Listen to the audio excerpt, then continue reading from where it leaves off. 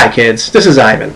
Not so long ago, I posted a rather long video on YouTube, which was a response to another person's video, and a lot of the people that liked it said, hey, that was great, but why didn't you get to the point sooner? So today, I'm going to get right to the point. So this video is about my preference for playing a small rule set, like an old school Dungeons and Dragons, making up rules on the fly when there is no rule in the rule set, and the inconsistencies that can happen with that, and what the ramifications of that are. Now, some people like to play some of the modern games which have a really large rule set, and they're comfortable with doing that because they don't have to make up a lot of rules, like the rules are in the book. And what bums these people out more than anything else is having to stop their game and make up a ruling on the spot. And they're also concerned that this is going to be inconsistent because they might rule differently from time to time. And not only that, but the guy down the street might have a completely different ruling. Now for me, what bums me out if I had to play a large rule set is having to stop my game, open up a big book, and look for this rule. That slows my game down, and I'm not cool with it. I like playing a smaller rule set because I'm comfortable with making up rulings on the fly, which takes me about 1 to 30 seconds, and 30 seconds would be a really, really long time.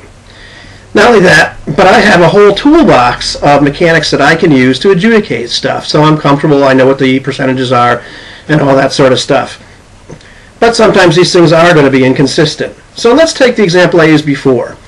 Say you're in the book The Hobbit, and you're one of the dwarves, and you're running away from the goblin caves, and the goblins and the wolves are chasing you, and you've got to run up a tree as fast as you can, or you're going to die. And say I'm your dungeon master, and I say today, okay, well, you have a 60% chance of getting up that tree, but because you have a 16 dexterity, you get to add 11 to that roll, so you have a 71% chance. And say all of a sudden you're in the same situation once again. And I say you need to roll an 11 or better on a d20 to get up this tree. But because you have a 16 dexterity, you get to add 2 to that roll. So all of a sudden you have a 60% chance of getting up that tree. Different roll, different chance. What if a third time I say that you have to roll under your dexterity? You have to roll 15 or less to get up this tree. All of a sudden you have a 75% chance of getting up that tree this third time. And say the fourth time you're having a really, really bad day with goblins and wolves chasing you around. I say you have to roll less than your dexterity on 4d6. So all of a sudden now you have a 66.44% chance of getting up that tree. You had the same situation 4 different times, and you had 4 different chances of success. What's going on? What's the deal? Now, to me, here's the deal. I like to try to be consistent and not come up with all these different things, but say I screw up and I do. We use dice. This game is random.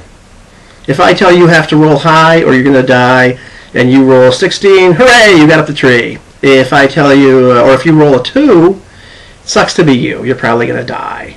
Okay, now when you roll a 2, I kind of have to adjudicate and narrate what happens. Maybe your shoelaces got stuck, or maybe you had a bad tree. It was tough to get up. Which brings up the point. Maybe you had a bad tree. There were these 4 different times you had to get up a tree. They could be 4 different trees. One could be covered with moss and slimy and hard to get up. One could have great branches and you get right up. One could have branches that breaks, and one could have branches that are too high. Life is not consistent. Now, I'm not saying that I'm trying to emulate the inconsistencies of life by screwing up and using different mechanics, or just coming up with a different mechanic or percentage chance on the fly. But to me, this gives me a little bit of justification of why occasionally when we use a different mechanic or a slightly different percentage chance, it's okay. And it gives me a little bit of an out. And I can also understand that some people really like to know what their exact chances are. They're serious gamers, and they really want to have a tactical exercise and know what these things are. I get that, but to me, in real life, when you're faced with a difficult task, you don't know what your chances are. You have a basic idea. You see something you've got to do that's somewhat difficult, you're going to have a few different responses. You're going to say, no way I'll do that. You're going to say, I think I can do that, maybe. You're going to say, 50-50. You're going to say, yeah, I could probably do that. Or you're going to say, hey, no problem, I'll do it. And that's pretty much what you know. And that's probably what your character knows. Now, I'm going to be fair as a DM, and I'm going to give you the percentage chance or really close to what it is. But, you know, you don't know that I have a 66.44% chance of climbing up this tree, sir. You don't. You know the ballpark. And so for me, that's okay. And when a player and the DM does that, for me, that's okay. So for me, the inconsistencies that come up sometimes with making slightly different calls really don't bug me.